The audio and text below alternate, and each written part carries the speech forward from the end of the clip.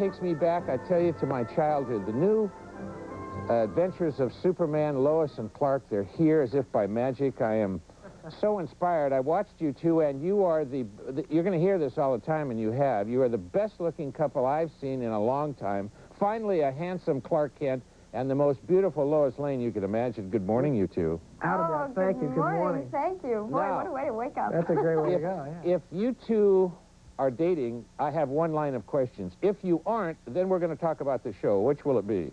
Oh, well, we're going to talk about the show. Well, I Sorry told to you, folks. disappoint you. I said I would ask. You mean there's just nothing there besides friendship and compadres on the set? Isn't that just boring?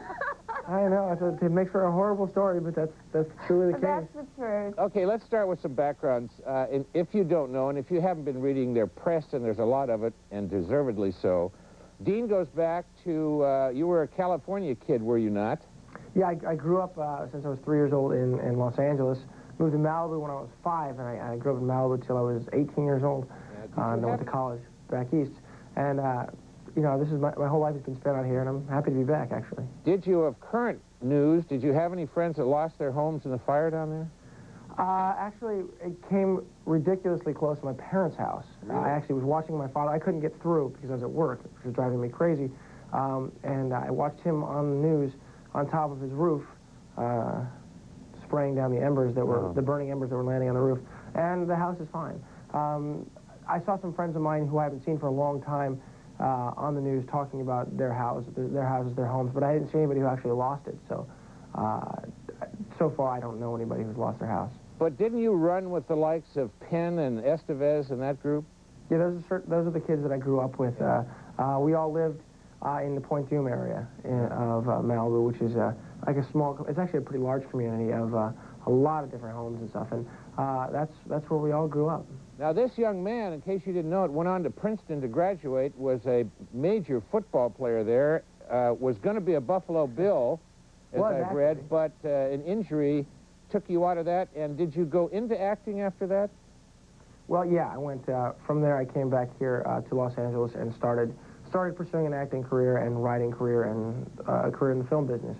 I knew at some point in time that football would be over. I didn't expect it to happen quite so soon. It was a couple weeks into training camp for Buffalo, but I knew I was going to end up in film, and right after that happened, I started to pursue it, and a few years later, here I am. Okay, Terry, no dummy here, a math and engineering a major in school. Where did acting fit into this? I mean, did you take a left turn instead of a right, or what? I got on that 5 freeway, and I don't know what happened. That was it.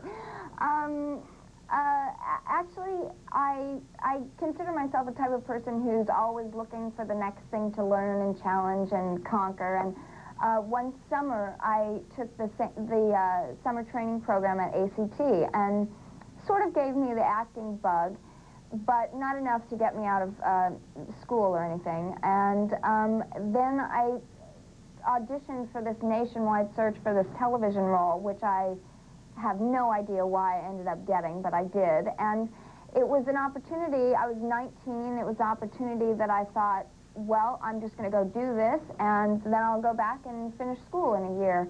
And once I got to LA, things sort of progressed, and I just got one part after another, and I happened to be lucky enough to get involved with some movies and television projects early on with really talented people. And next thing I know, I'm creating a craft and having a profession, and 9 years later, I'm an overnight success. Do you fear at all, this is really a yes and no, do you fear at all being typecast? If this show goes on for many seasons, which we hope, will you always be a Lois Lane? Dean, will we always look at you as Superman? I mean, you know, Christopher Reeves kind of stands out in my mind as Superman, no matter what he does. Yeah, well, I understand that, and I know that's a real danger in playing this role. I knew that going in.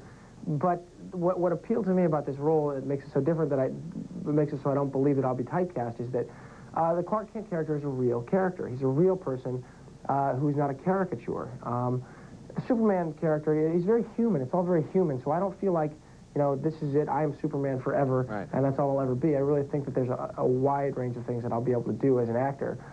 So I'm not concerned. If it were a real caricature type role, like the one that I think Christopher Reeve played, not by his doing, but I think that's the way it was written, then I would be concerned. But this is just a real person, a real character. So I feel like Terry, we'll have to get your answer when you come to Portland to visit us. I hope you two fly up here one day. You know, just take a right off the I-5 and come north. We thank you very much. Lois and Clark airs Sundays at 8 p.m. here on Channel 2. Watch it.